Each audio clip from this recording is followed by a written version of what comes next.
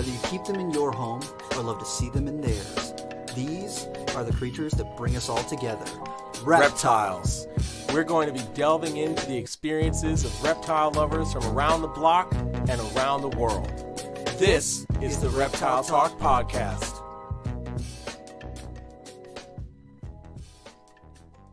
Boom. What is going on, everybody? This is Jeremy Turgeon from Brassman Reptiles.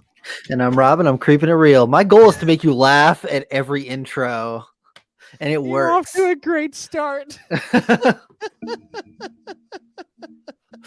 people who are listening to the audio only version are like, "Why is Jeremy always laughing? Always at the laughing. beginning That of the thing?" Dude, it's gonna be when I first started at Nerd all over again. That guy's too funny. He laughs too much. I can't deal with him.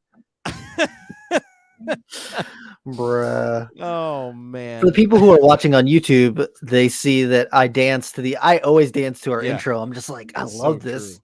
I like the music to it. So I'm always like dancing and being goofy. It's and then when true. the podcast, so Jeremy can't see me while it's playing. And then as soon as it stops playing, I pop on the screen and I'm just like wiggling in the view. And he's like,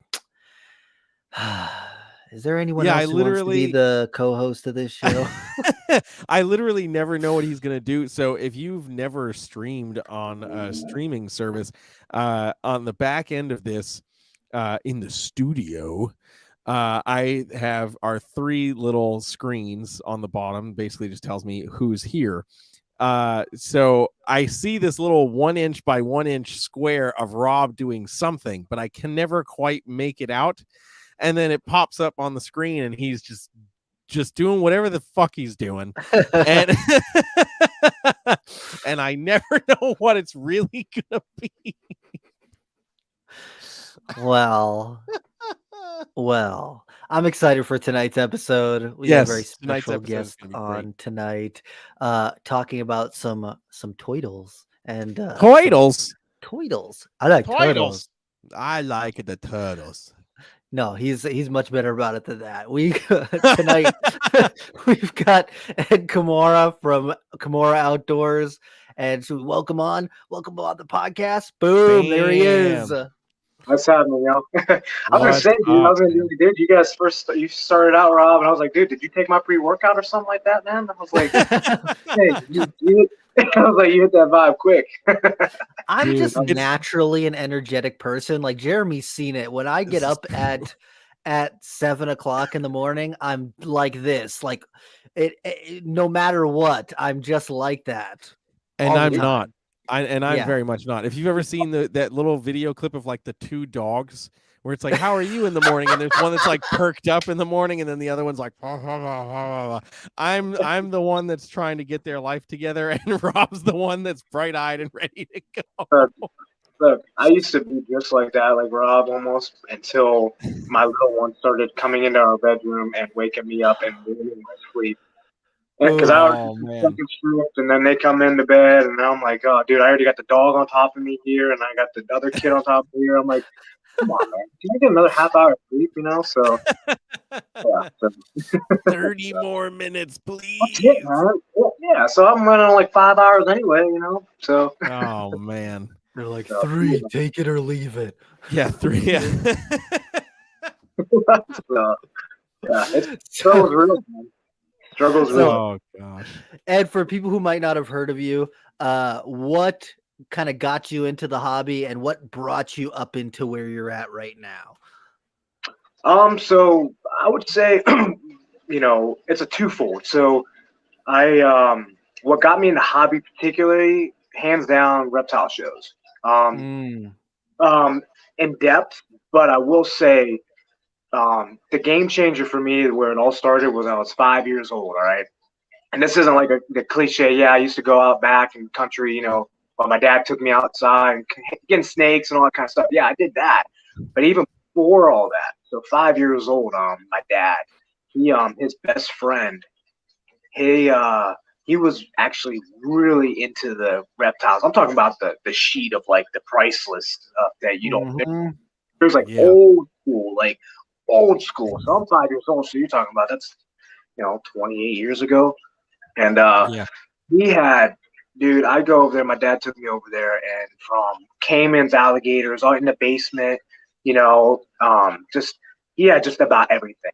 But to lead off to what started my passion, really from the get go for terrapins, was he had two ornate snow white, no spot, snow white diamondback terrapin, ornate diamondback terrapins in a spotlight monster tank. They're just mesmerizing, dude. They were just Hell yeah. so. That's pretty much what got me started.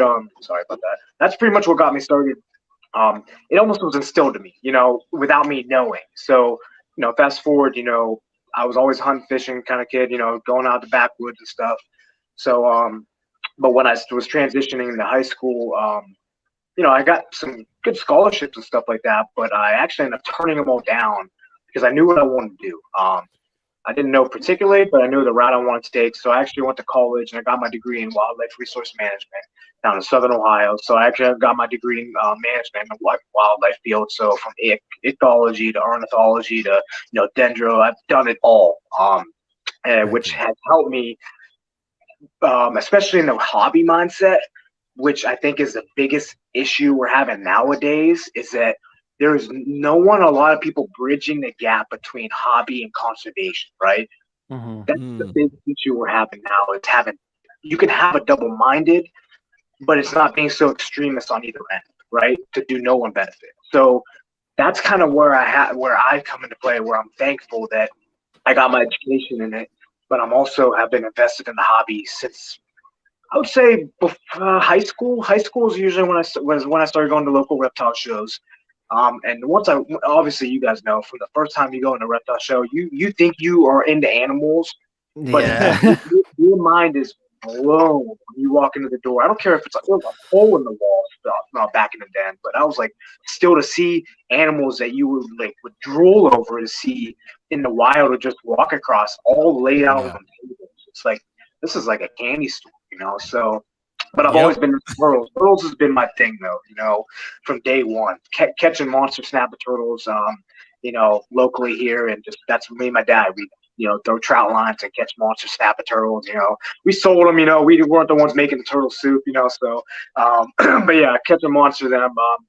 So yeah, the reptile shows is where it all started, man. And, so I started using actually getting I had about, I think you guys probably can relate. You can get one of everything. You'll get one of everything. That's kind of where I started. Oh, that one's cool. That one's cool. That one's cool. The cheapos and next I had just about an arsenal even before I left college. So before I even left college, then I was realistic. I got to get rid of these, and I had to find new homes for them, which I was in and of itself a pain. But then once I started college, I think it took about a year break until I found my local reptile shows down in Southern Ohio, and brought my friends around, and that's where the spark for specifically diamondback terrapins came back. Going around the tables, and you don't see them a lot at reptile shows. You don't at all. They were more common, I think, more in the past than they actually even more in the present, because a lot of old timers are getting out of it. And, there's, the laws and, people, poaching. There's been a lot of issues, with terrapins back in the day, recently, not too long ago. But I've seen them for, and it just jogged my memory back to those snow white, ornates. And I'm like, man, so I picked one up, and I started keeping a couple of them in my college tank. So that was back in 2011. So I've been working with terrapins since that day for about 12 years.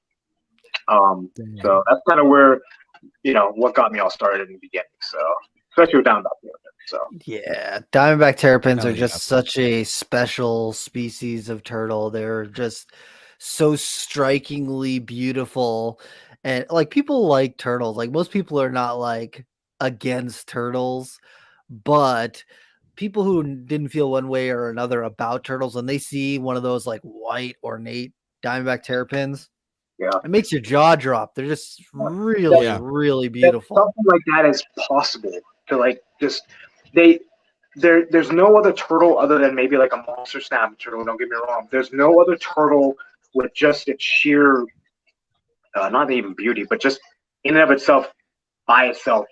Yeah, I can show you anything of a terrapin, and it just be like, that's different. That's Everyone that comes by my tables when I display some of them, they're just like, that's different. There's something that just draws them in, like I've never seen like that before.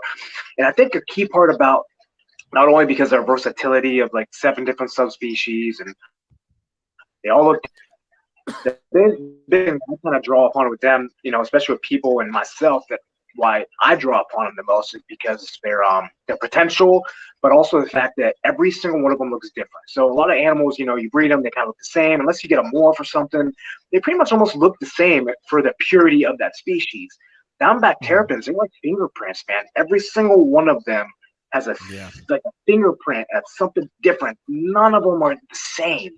And that just makes them even more unique, that you can almost like personally pick one out that speaks to you because it just has some marking or some coloration, and that's where I feel like almost their personality then also comes to life in and of itself, because of Back Terrapin. There's other turtle that has a personality, like them, which is rare to find with actually turtles, and because you can't just pick them up and just play with them, and pet them, but they have a personality while they're in the tanks and the tubs, and I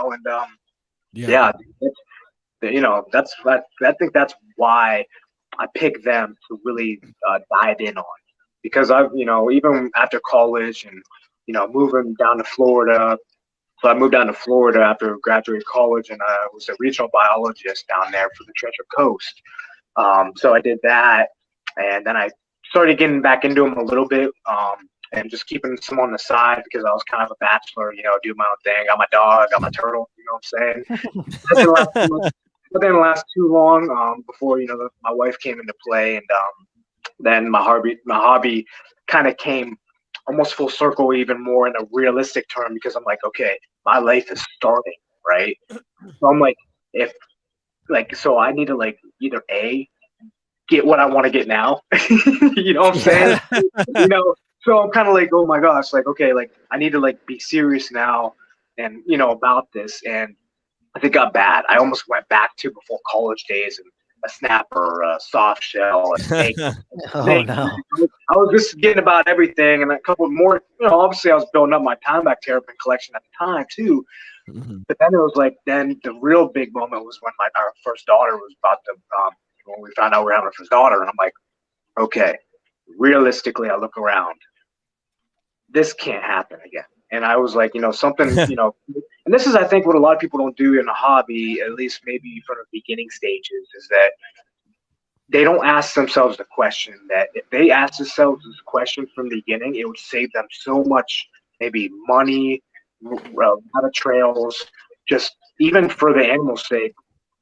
If you can work with one species for the rest of your life and be a master and just craft it, what would it be? What speaks to you the most? Yeah.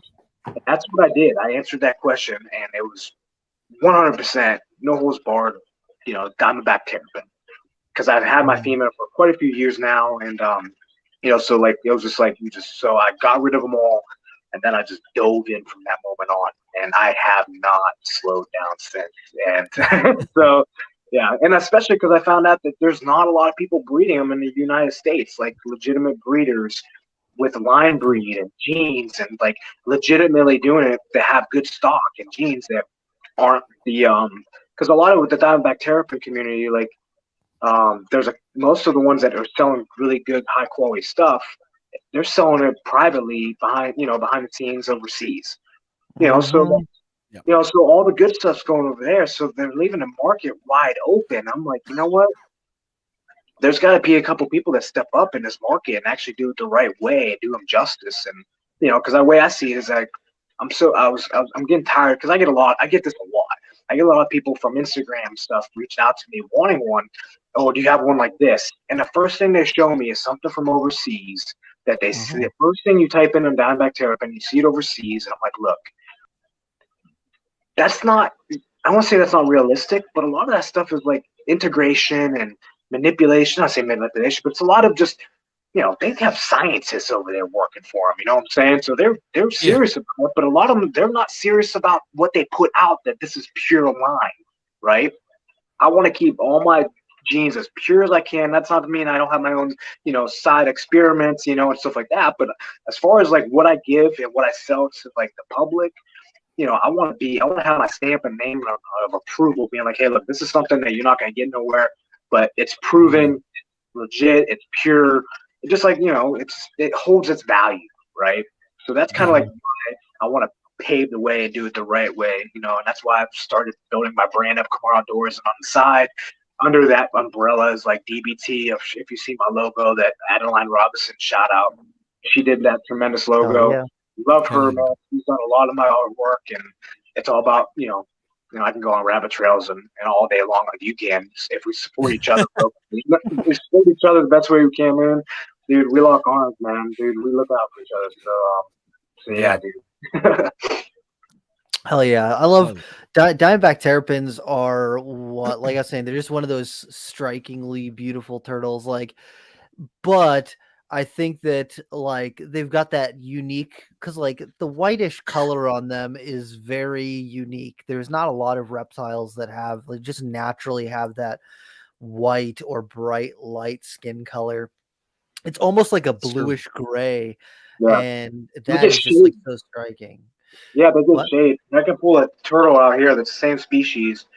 One goes into a gray, into a purple, into a blue, and it's just absurd. It's like and there's multitudes of that, so it's like whatever hatches. I put it this way, to a lot of snake breeders and people out there that are into the morphs. It's almost like for me, like I don't have to produce a lot to get that wow, because every clutch, every egg that hatches has the possibility and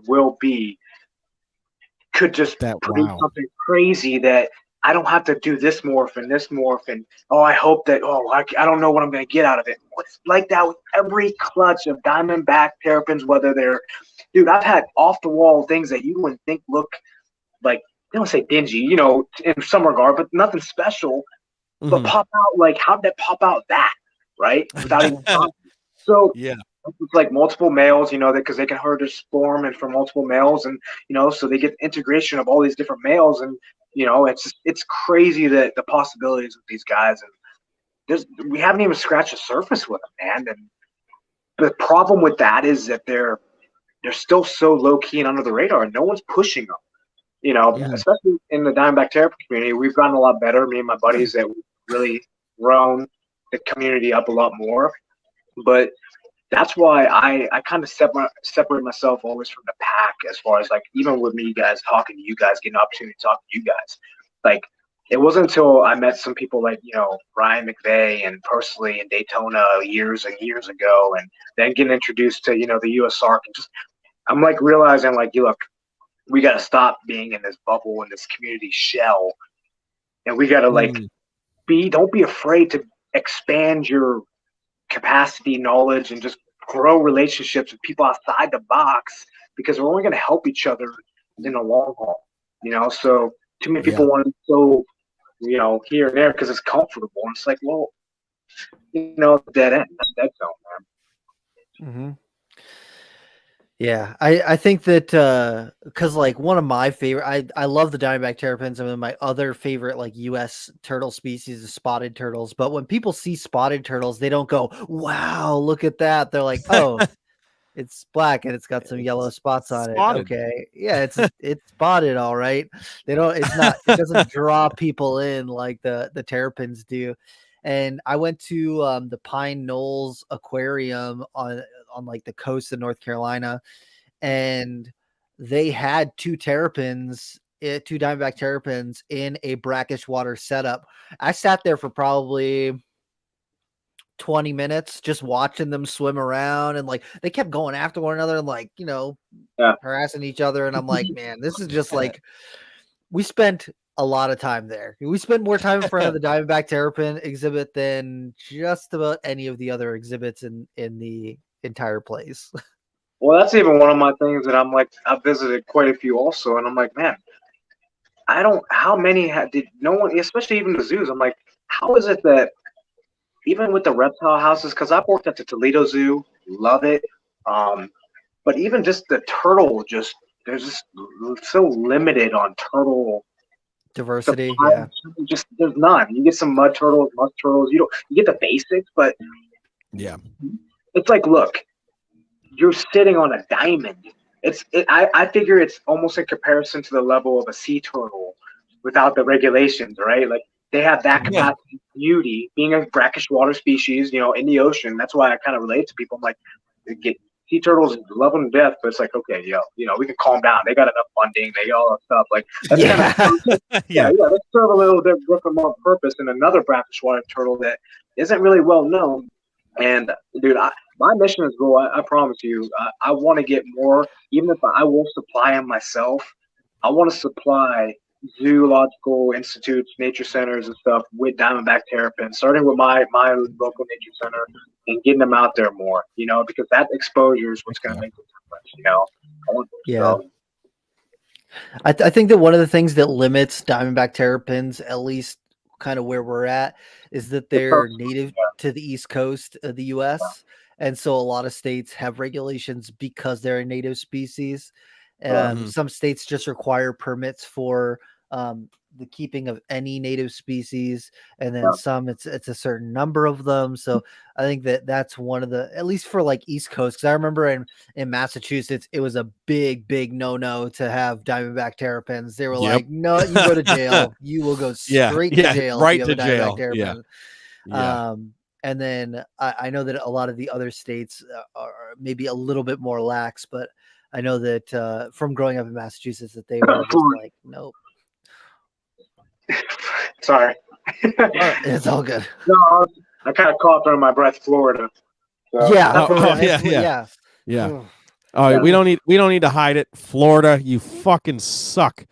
Look, I worked big times hand in hand with Daniel Parker down there. With the logo, Adeline did. Me and him worked on the logo. He came to me, and I literally supplied him from X, Y, and Z, the shipping process to a T, everything I do and how I do it, from my setups to there was literally no room for error of that. You could think that they still smuggle things with duct tape, like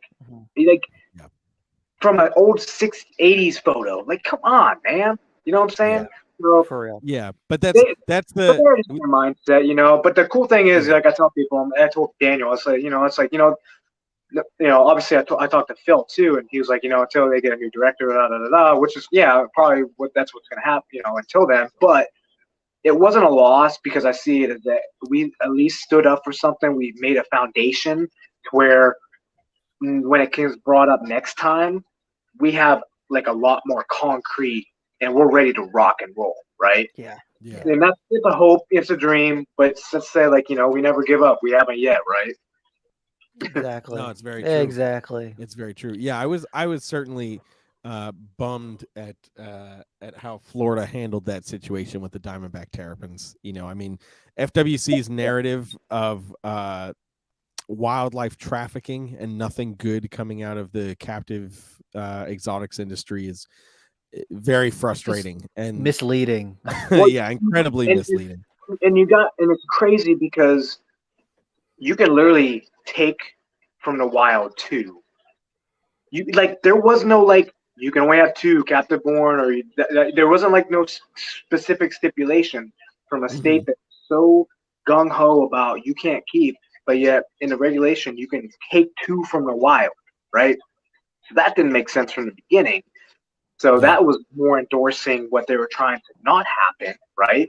So, and they're not even analyzing or putting any funding or any kind of anything. There's no funding or no conservation for these terrapins to actually go out. And if you realize the mangrove population, which is the rarest kind, they're going to be gone for a while. They're still dispersed because of storms and everything like that. They're going to be gone and underwater. Ornates are pretty well good, but I mean, the sequestras, you don't even see them really much. The sequestras on the East Coast at all. That's the only subspecies I have not worked with yet because they're just really not available at all. And they're not really, I don't say look anything special, but they kind of blend in with, a little bit of, general kind of attributes. But yeah, man, it's not even contradicting. It's just like a blatant, like, it's not the process of thinking anything rational is just not even there, so. Yeah, I mean, they're just not interested. I mean, literally comparing us to wildlife smugglers and poachers and stuff, and getting an hour of that talk, and then it's like, all right, here's your 2 minutes and 30 something seconds to defend yourself against this PowerPoint that we really liked because there was pictures and we can't process words. So I remember when the Back Terrapin thing, just like the seminar, whatever, just started getting introduced, like, 2021 or something like that. It was just getting the first, introduced. And I remember, I think after the first meeting, and everyone get on and listen. And literally, I think it was within maybe a couple weeks, a month or something like that. Afterwards, you've probably seen it, that the same guy that was like on, the main guy on the board, like opposing this, want to regulate it. The same guy that weeks or months or whatever later, they have an article that he wanted to tear down all this habitat where the manatees and everything are, and build this hotel room, and then they got squashed immediately from the public because, you can't touch that because this habitat. Well, so, where's the same outrage for so, and you see the shutdown because animals, and that's also the problem with Back Terrapins, is that I've kayaked, you can go look for these suckers and you will not find them. Like I've kayaked the Keys, I've kayaked so many different places, and dude, it's only given me more of an appreciation for them, because it's not like you're going out and flipping rocks or something like that, or whatever, like in a pond that you just can help see them bass. No, dude, they're so elusive, and that's why they deserve even more credit, because they've made it this long without even being seen. True, man. So freaking true. So yeah, man. So honestly, one of my biggest things, because I've worked with just about all of them too, and my biggest thing, like, if you probably people follow me at all, I actually realized, because one of my buddies, JK Terrapins, he works with mainly ornates, because I was in the ornates though too, but the thing with that is, like, it's a mutual respect, right? So in our community, it's so tight knit to where, especially some of the pioneers and stuff that are doing it, we're like, okay, we respect each other enough to where, like, okay, dude, you got the ornate game lost. So guess what? I got out of ornates. Let him take over. Me personally are mainly on concentrics, mainly the blues, and then mainly the Texan phenotype, Pileata, Litorales, and the Gulf Coast, because they don't look like anything special. And I say that, but you see my posts say otherwise, right? Yeah. But from the beginning, they didn't, like, what I started out with was black, spotted. They didn't have, a lot of people wrote them off. Like, literally, even back in the day, when I first started, I'm like, it's almost like if jumping the gun, if you see something, like, whether it's in, you guys can relate, whether it's, whether in the snakes or whatever like that, you see, like, oh man, like, if somebody's writing something off, that means something. I should think about this more and dig deep a little bit on this, and, because it's like, that's a niche that if someone's not willing to invest, then, so, because I've seen overseas, and I've seen some of the more, they call them Texan phenotype, which is more Texan lime technically is more of it's kind of like a Pileata, Gulf Coast still, because, Texas is obviously, you're not allowed to take from Texas. So technically Texans are illegal, but they're not, because they're mixed into the bloodline of the Pileata, if that makes sense. So they're kind of intermingled to where they're, to a point, they're talking about being classified as just one subspecies, right? The only thing that separates the Texan phenotype is because of their characteristics, their bright colorations. When you see Pileata, the dark Mississippis, they're more of a dark. They got the black mustache. They're just darker in general, right? But the Texan phenotype, take that next step in that next role because they got that lighter kind of phase. So say they're, even overseas, they can say, or even, true Texans and all that stuff. Well, technically, yeah, but that's why I'm starting my own bloodline of that kind of type, the Paleotic Texans, because I want to stray away from the Texan route and kind of create my own gene line, which I'm going to pretty much coin like that, the Dalmatians, because I figure, they're calling their stuff overseas like the pandas. If you type in panda, Back Terrapins, dude, they look, like pandas, But I feel like, what? I'm like, we need to do the best we can do for bring our turtle home, right? That's the way I see it. Bring our turtle home, and these are our animals, so we should be producing the best, right? We are producing the best, but those are the people that are low key selling over there, so they're not showing and they're not selling to here, which is fine, do you, right? But that's opening the market for here. So I'm like, what? That's why I'm pretty much one of the only U.S. breeders probably that I know of, other than low key selling to the public this kind of phenotype, as dialed in gene wise, Yeah, I think that it's interesting when it comes to those topics because like a lot of people take for granted our native wildlife in the US. And when I think of like corn snakes, I'm like, corn snakes, you can just kind of go out and catch those, like there's nothing really that interesting about them. And then when you see the stuff that people in Europe are doing with corn snakes, I'm like, what the heck, look at that freaking thing. It's like now it's changed a little bit now where there are people in the US doing cool things with corn snakes. But another one is that I think of is like crotalids. If you think about like crotalids are a very new world type thing, but a lot of people in Europe have specialized in crotalids and they're making these phenomenal looking rattlesnakes. And then over here we're like, it's a cane break, it's this, it's that, taking it kind for of take granted. it for granted, huge. And there's all this opportunity for us to, show that appreciation and really work on our own lines. We have access to a lot of this stuff still. So like the fact that Europe is blowing us away on US native snakes is just crazy. And like and turtle and all that sort of stuff. Oh, people overseas are breeding our stuff better than we are. How does that happen?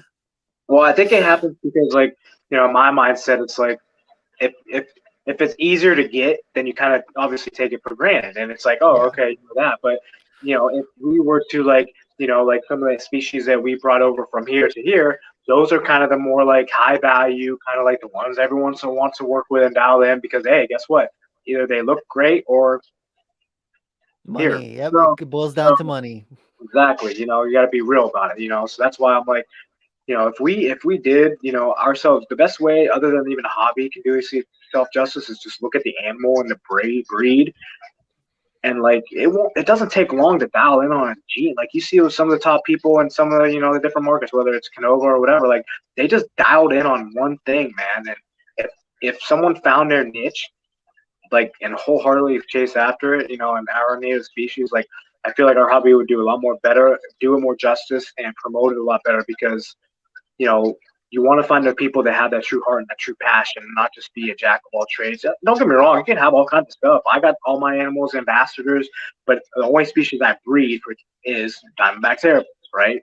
And that's not to say you can't do more if you have the capability, but man, dude, like find what you love and take the time to find that, right? I mean, there's so much endless possibilities, and so much untapped. And these guys, I talked today in the expo, the hunting fishing expo today, and so many people think that, is that a morph or is that this? And I'm like, well, this is, yeah, but it's just not like a normal albino berm, and it's like they're asking pricing and stuff like that. So it's like that stuff's out there, but it's just a matter of,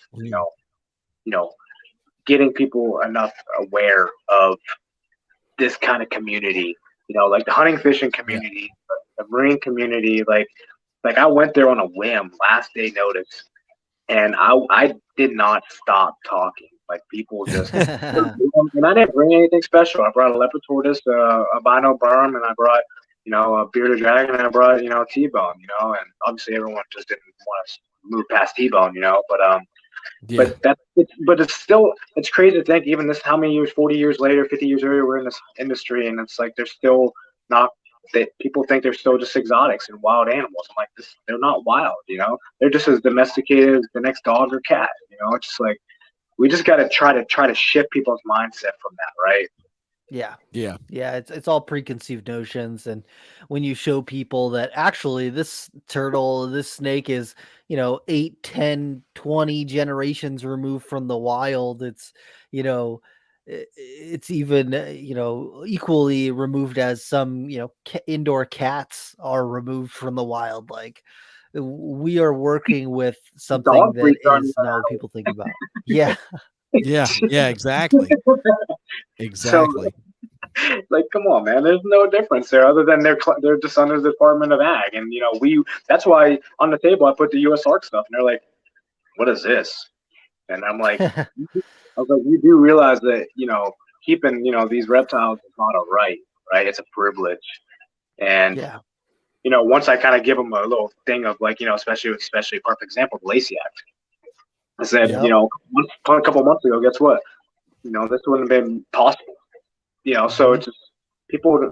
I think when you get to that extremity, actually getting way more involved with U.S. ARC is what actually made me start my educational programs, without a doubt. Heck Other yeah. than the fact of wanting to impact kids' lives and stuff, a part of me was like, you know what? After especially talking a lot with Ryan McVeigh, one of my good buddies, you know him.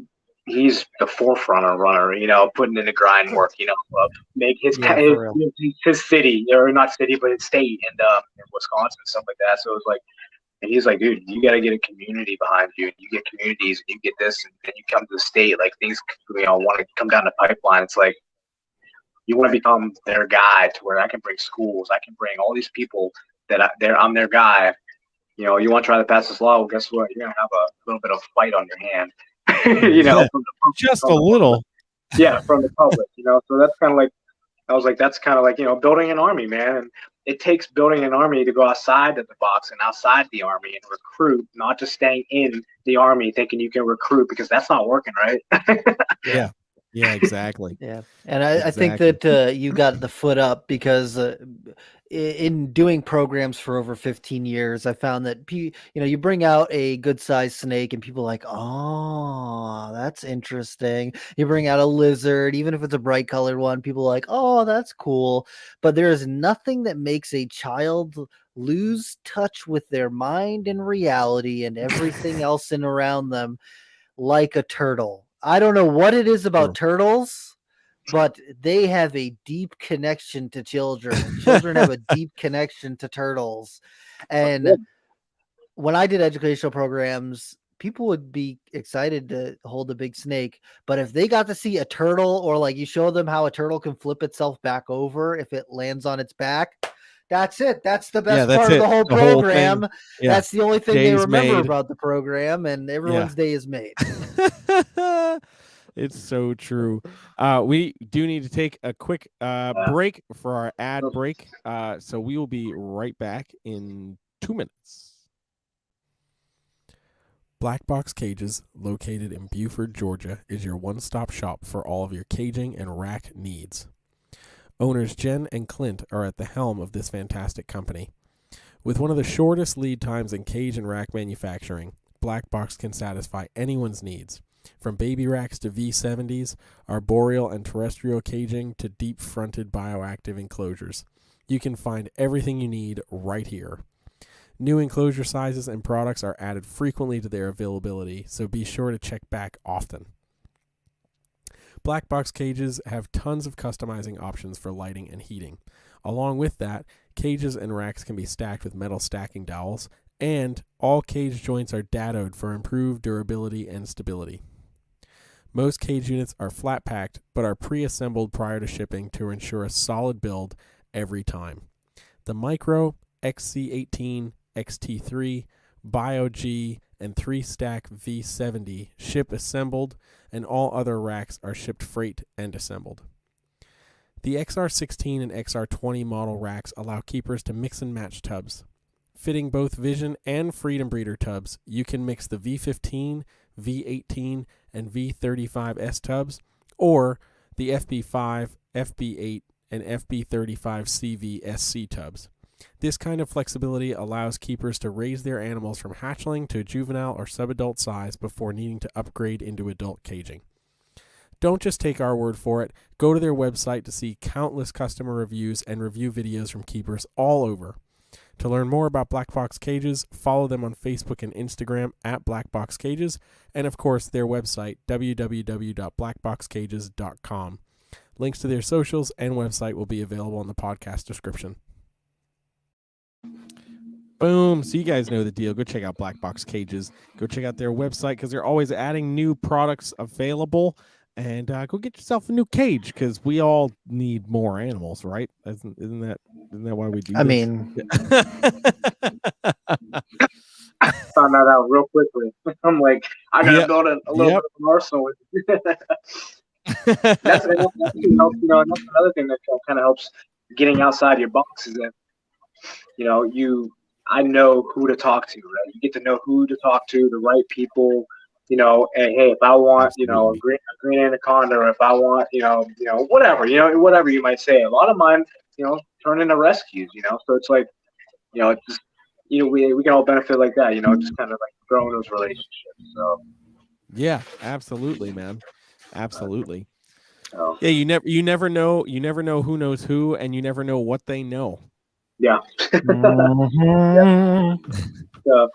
So what do you guys, as far as like to give a gauge, if we want to talk and dive in a little bit more on the terrapins instead of just kind of just shooting a breeze, what do you guys know about them, or do you have any kind of like, I don't want to say questions, but like, is there certain things that are kind of like still a mysterious kind of aspect to you guys, or maybe we can kind of draw up a little bit of a conversation discussing on them. I mean, I really like them. I've heard that a lot of people keep them brackish water, but you can do them in fresh. Have you noticed any difference as far as how you keep them, if you keep them fresh or brackish? Yeah, so that's a good question. So what I recommend, or what I do, so I did fresh in the beginning, and then because I was like, not into the whole dialed in, not say dialed in, but like experimental phase, right? I was just like, it's working, whatever. And then when I started doing brackish, I realized how clean the water was kept, how nice the shell was looking without a lot of maintenance, and it was just like almost a no-brainer switch. Now I will say that like these guys in the back, my rack system, these guys are all grow outs, so I got them classified from subspecies and from age. And what I do is like, I usually don't introduce brackish. I tell people, so when they get a hatchling, I said, okay, keep on fresh water, right? Because what happens is you want to keep them hydrated, and that's the biggest thing for baby turtles. You want to make sure they're hydrated. So I don't switch to brackish until the first year. That way they have good solid growth on them, to where then I introduce a little bit of salinity. Then I kind of increase it to where, you can't see it now. We'll have that one during the springtime. I'll have to get back on the podcast and really show you my big monster setups in the garage. I got large waterland tubs just stacked. And then I got a big monster 1,600-pound sandbox monster house for a lot of my other adults. They're all on pretty medium-high salinity. But the thing is that once I switch them, adults are all brackish. But the thing that I think separates what I do is that I know even some of my buddies don't do, because it takes work and it takes investment. But turtles are messy, right? Very. They are. That's why most people don't want to even touch them, because of the maintenance of the water quality. I am very, very particular, and I hate that. Right? I'm very, very particular. So I literally, from all my babies, all my hatchlings, all my juveniles, all my adults, I feed outside of their containers. Every single one of them. Oh, wow. Man. I take a time to feed probably about 50, 60 on an average, and that's not even including during hatchling season, when I can upwards to almost 100. I feed separate enclosures, because I just Plus, because the cool thing about I'll get off on a tangent afterwards, but the cool thing is that it's a lot of work when it's breeding season, when it's time, but you get an off period with these animals, which is even greater. So I'll touch on that afterwards. But I feed in I'll bust out all the kiddie pools, put all the kiddie pools out there, filling up with some, not halfway, just enough water to let them eat. And my wife jokes, and I'll say jokes. She's serious about it, but she's very, very serious about it. She's like, these turtles eat better than we do, because I feed them shrimp, salmon. Obviously the staple Missouri aquatic turtle food, but like they're in breeding season. I'm trying to get them big. Have enough meat on them for the eggs to lay, because what happens is once that's done, it's from November till March. It's brumation time. I brumate all my adults. So I invest a lot of time, money, investment, just to feed and separate and enclosure, feeding and stuff like that. But I know once November hits till about March is when they start waking up, I brumate them. I don't have to do anything for 4 or 5 months. So I actually get a nice recovery break from the adults.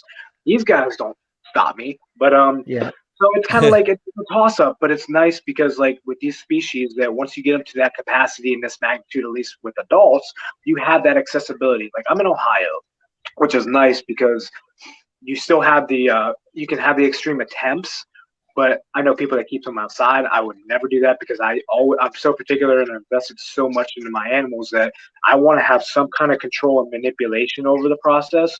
So I don't like to, let them experiment with the elements. So they're in the garage, so they still deal with the temps, and I monitor their temps for brumation. So, they're starting to 70-some degrees, and then once it starts to get colder out, probably around mid-November, this was actually a little bit later, so maybe late November, December, I threw on the heaters, and I monitor and I drop their degrees about 10 degrees, as gradually to acclimate them until they hit about high 50s. 59 is usually around the lowest I go, and then they just shut off. So either they bury themselves in the substrate, or most of the time not. 75% of them, they just hunker down in the bottom of the water and they just go to bed. So and that helps with the natural cycle, breeding. Because guess what, bro? The moment springtime hits, I toss them males in there, bro. They're on it. Time. So when you get them on that cycle, when it's almost like humans, it's like if you give them that time of period of rest and you separate them and you're not always around them to where, bro, and I'm not saying like if you're always around a female, it's like, you kind of it gets a little bit like, I'll say boring, but redundant, right? But it's like, if you got a time period that you got do your work when you got to, well, guess what, man? Make it count, So that's kind of that idealistic. And I actually took that from a breeder over in the UK that breeds. She's been breeding for over 20 years, and she has some of the best genes of concentric centrata out of anybody. And she started with just a bare basic, and that's how she does it. She takes her males out, and that's what I did an experiment this season for one of the first times to let my females get a rest even for brumation. And I'm going to throw, because I got some high quality males in here that are actually ready to get in the breeding process. And so I'm excited for this year, not only for this year, for some crazy new genes, but, to experiment, see how that works, So hopefully, hopefully I'm overloaded with turtles. Hopefully I'm not, but so that brackish water is a good question, because hydration's key. But like I said, the ones that are like the adults that are in brackish, since I feed outside of their enclosure, they always will get access to fresh water. I feed my adults usually about 3 times a week. So they'll have about 2 solid days during the week to feed on good quality protein, shrimp, fish. But then I give 2 days during the week to throw in pellets and aquatic Missouri. So they're spoiled when they know it's kiddie pool time and they get the goods. But when they're in their enclosures, they kind of get the sporadic, pellets and stuff like that, because they're like, well, I know I'm not getting the good stuff, so I got to eat this stuff, So and that's the cool thing about these things, man. That you're like, man, you son of a gun. I'm like, you catch on to that stuff quick, Right. Yeah, so it's like a That's discipline. awesome. They're like kids. They're like kids, man. It's funny because they're just like kids, man. No matter how big they are, they're just getting personality. So yeah. So as long as they have access to that fresh water, that's kind of key. So, and So that's now also. Oh, go ahead. Go ahead. I was gonna say one more thing just before it gets off my, because whoever's listening, because I just want to hit on one big thing with hatchlings, because the biggest misconception, I don't know if you guys know, especially with terrapins, is that they don't. I don't offer a basking spot until their first year. Really? They don't require basking. So if you think about it in the wild, in their natural environment, hatchlings are easy prey. They're the easy pickings, right? They're not. You're never going to see hatchlings basking in the wild, especially terrapins. Where are they at? They're underneath the tidal rack, underneath the seaweed, on the banks. They're eating all the little, microorganisms, the little insects. That's where they're feeding, and that's where they're staying because they're safe and they're secluded. So they're not actually. They don't need to bask. So that's what a lot of people. Oh, I need a bask in this. I need this. I need that. Well, no, you actually don't. If I were to show you, I got the waterland tub now. But for my babies, I get those like I have a rack system back there for the babies. I have them in those like 22 quart from Tractor Supply, those quart bins that are like they get maybe 3 4 inches of water max. You throw a ton of fake plants in there, keep that water between 80 83 degrees, keep the metabolism going when they're babies. Throw in just a whisper, nice stand up, water filter, because you don't need anything big when they're hatchlings, and they're good. They're good, man. I offer a UVB, but I don't offer a basking spot. And because what happens is I've been getting this issue the past couple of years, and I show people, hey, look, you buy this. This is how my setups are. I can tell people till they're blue in the face, how to do it. You guys can probably vouch. That doesn't mean they're going to do it, right? Yeah, true. So when they contact me and, hey, my turtle looks, a little off. It's scratching its eye. Its eyes are puffy, and it's just looking lethargic. And I'm like, okay, well, send me your setup. And they're more willing to spend $200 on a fancy house, little aquatic setup at the pet store, and they're drying themselves out on this thing under this heat lamp. And I said, no. I said, get rid of that. Buy that quart. It's $20. Put some plants in there. And they said within a week, it's like, oh, it's perfectly fine. Yeah.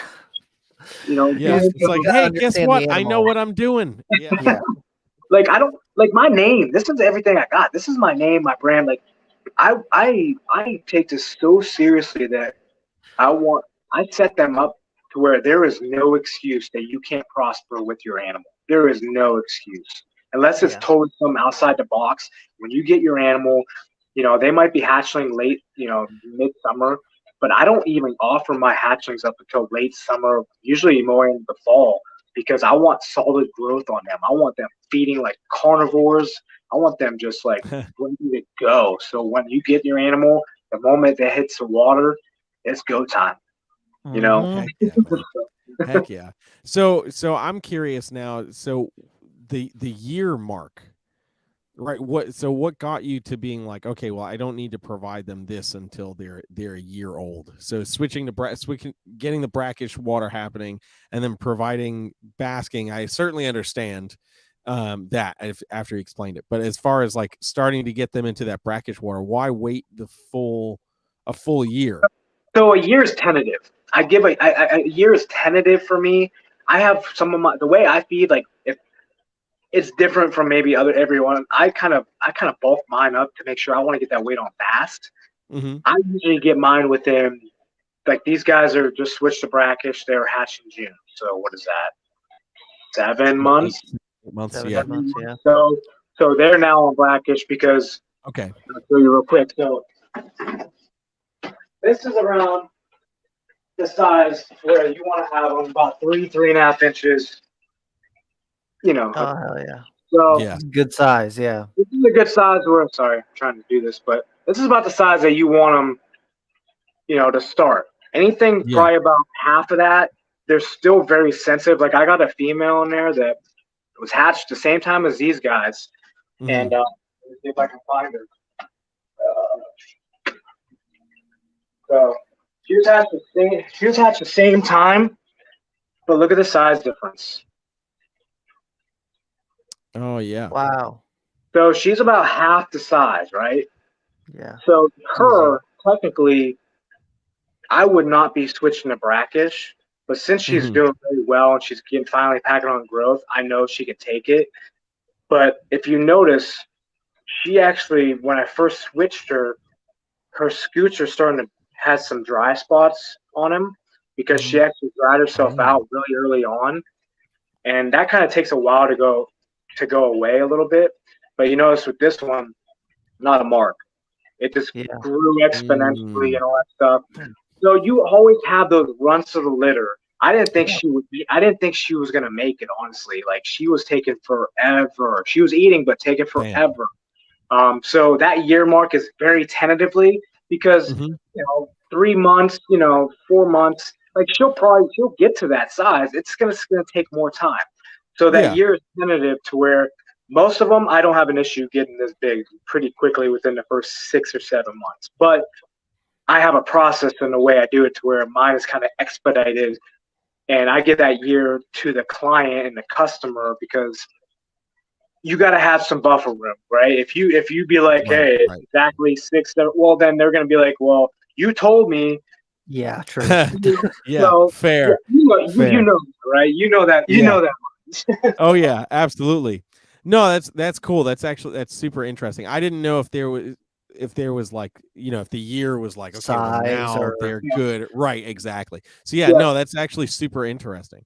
Yep. Yeah, because I mean, you figure, so those guys were this was this past June, right? And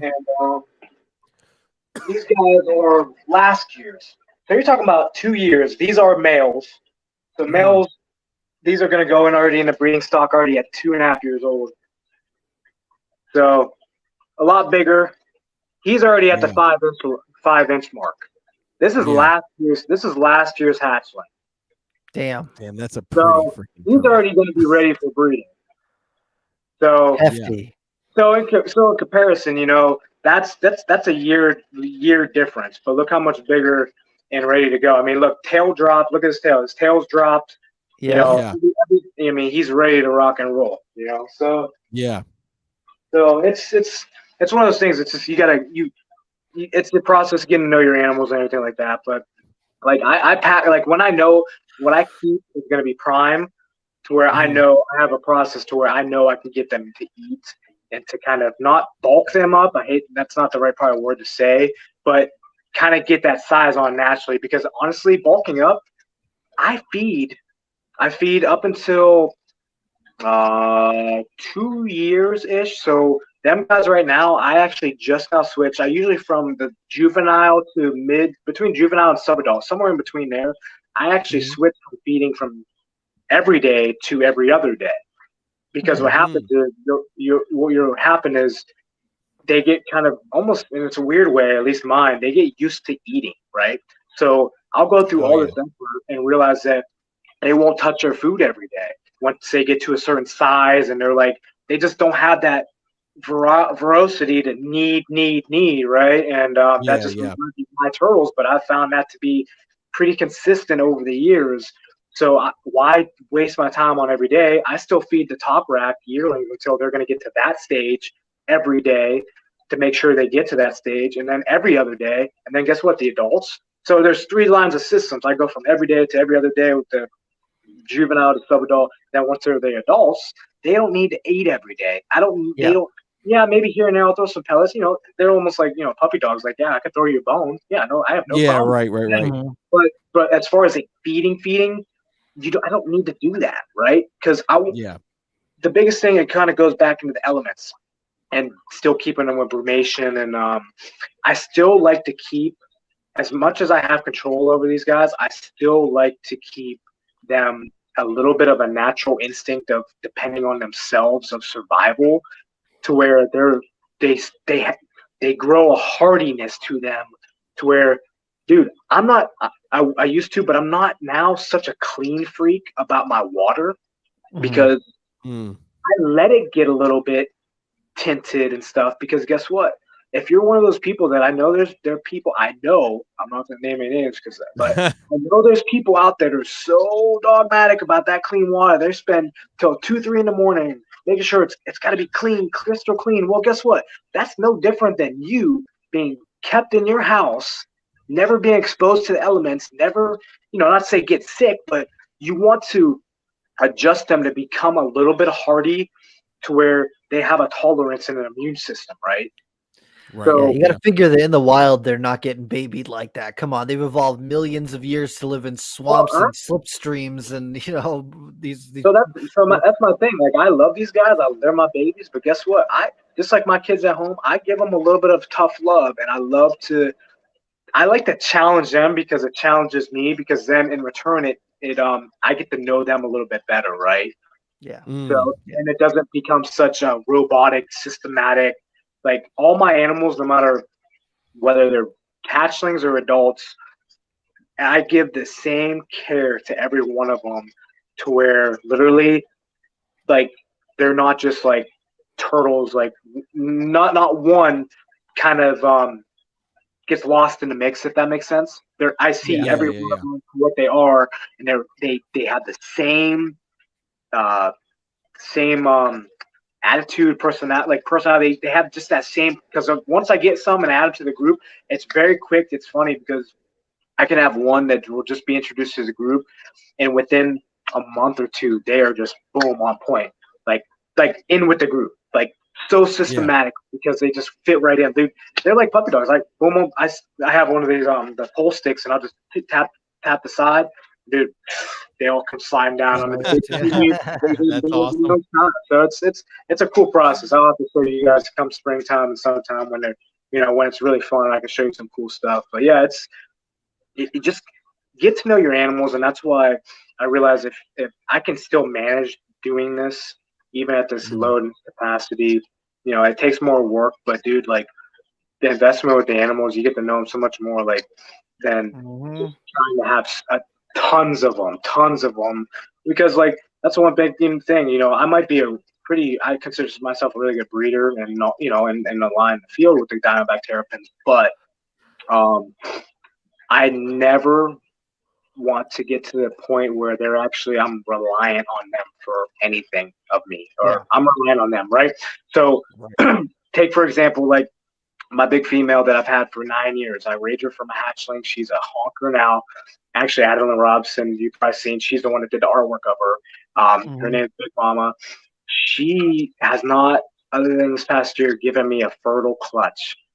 So starting from 5 years old, this girl has single clutch 15. The next year, double clutch 10 and 10. The third year, triple clutched 10, 10, 10, 10. Within a month of each other, and not fertile until the next. So does that mean that then you go relationship aspect? So it's like, okay, like that's upsetting, but does that take away her value to me? Right? So like I don't depend on her for eggs, right? Like if you give me, that's amazing, and I want to continue your line just like all these other guys. But I never want to get to a point where, dude, don't get me wrong, full-time breeding, that sounds like a dream, and it's great, but I don't want to rely on my animals to give me something in return for, everything I do. Because it keeps that balance of, like, why I'm doing it for the first place. That's why I started doing educational programs and getting outside the box and get some other animals and kind of sparking my new passion coming to life and making an income doing that, still loving what I do with animals. And I can still keep breeding, kind of more of a hobby kind of, aspect where I can do just as well quality and be just as good in what I do, but not have a demand on them, Hell yeah. Right. That's where it's at. Because a lot of times when you tie that dollar value and to this is how I eat my food, it takes the fun out of it real quick. Yeah. Yeah. And then it's all about paperwork and this and that. And it's just, you just get a little bit more. You get upset enough if an egg's not fertile, right? You don't need to double, triple that kind of emotion, right? Exactly. That's just like agonizing, right? So So. But yeah. So, and any other questions you guys got? That maybe missing, because that's really good, because those are kind of things that I can talk about. But like, if those are things that you guys actually have questions, and I'm sure that's the same people that are gonna have the same kind of questions, then even if we start from like how to set them up and just anything and everything, dude, that's kind of like my mentality. I'm like, I love to get not just, hey, look, I love terrapins, this is what I work with, but like I want people to get something really hearty out of this, because yeah, I feel like even that's why, not to give a side note shout out, but that's even what was a no brainer for me when I got presented the opportunity for and it going back to the enclosures, right? I'm tired. Don't get me wrong, those things work, but I was tired of people like just not having a really good resource for them, right? And especially because you're not going to find it, because aquatics are so, especially turtles are so. You can use whatever you find almost, but like, what is the best systematically that is versatile and just works like hands down? You can't invent the wheel again. Waterland tubs. Yep. Yeah. You can't. You can try. People have tried, and you can't. You can replicate it, but it's just very reinventing in a wheel. So when Pete, Danson, and Callie, representing, the opportunity to become a distributor, the Mideast distributor, I was like, I don't care about the money compensation as much as I care about now. Dude, I can give someone a good quality animal. I can give them backing. Hey, here's the enclosure you want to get. Boom, boom, boom, X, Y, and Z. You're set up for life, almost, essentially, if you really want to put it to that extreme. True. You want to offer people the whole package. People want to stop at the moment that animal ships with no communication. Yeah. Like, dude, like I put free stickers in my stuff. I go balls to the wall with my, when you're getting an animal from me, I want that to be the best experience of your life. Not only because you spent a good amount of money on it, but a free sticker goes a long way to where, dude, this dude's cool. You got a client, you got a customer, a friend for life. Yeah. Dude, free food to set them up, like set them up, man. Yeah, absolutely. So yeah, customer relations goes a long way. For real. Yeah, because dude, I can't tell you how many times, like, my best people that I talk to that I've grown relationships with are the people that are the ones that referred me and throwing me out on TikTok and just putting me out there to where I don't have to be like a one-man band anymore and think I have to post so much for exposure. They're doing it for me. Right. Well, don't be so hard pressed if you're not you want the same kind of thing going on for you and people giving you credit, but you're not putting the work on the flip side to get them amped up or excited to do that. You know what I'm saying? People only gonna do that when they're like freaking ecstatic, right? Yeah. So true. So true, man. Yeah, man. So hell yeah. Oh man. But all right, so we're actually winding out our hour. We're a little over, but that's okay. So we have one question that we round out every episode with the guests that we've got on, and that question is, in the realm of reptiles, whether it be something that you're working on yourself or something you've seen somebody else working on online or something that you're involved in or whatever, what in the realm of reptiles has got you excited about reptiles right now? Anything other than just reptiles in general. It could be just in general in the community. Yeah, anything. Yeah, absolutely. The thing that got me most excited is I would say the people I'm meeting. Hell yeah. Heck yeah, dude. Hands down, because obviously I've gotten the past couple of years way more out there, but it's almost like you just touch the surface. I think and I say that there's a reason why I say meeting people and and stuff like that is because you can meet someone like this right here, right? Yeah. But not meet them, right? There's a difference. Yeah. So it wasn't until I went to my first, and dude, don't castrate me for saying this, but this past Tinley in October was my first Tinley experience, right? That is okay. I still know some people who have never been. That's true, yeah. And so I drove 8 hours. I took the time, and I was like, "Yo, I'm going," right? Heck and dude, I hate to put it such on a pedestal, but man, like I've been to so many, but it's like even Daytona, Orlando, but like it would, but you know what? It wasn't that it was so crazy awesome overall.